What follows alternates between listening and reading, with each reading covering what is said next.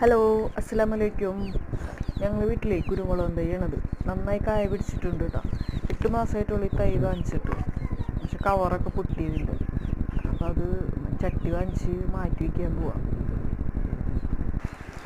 കൃഷിഭവനിൽ നിന്ന് കിട്ടിയ തൈയാണത്. 8 മാസമായിട്ടുള്ളൂ കേട്ടോ.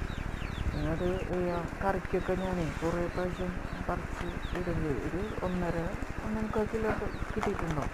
ഇതിൻ്റെ തൈന്ന് കിട്ടിയിട്ടുണ്ടാവും അത്രയും.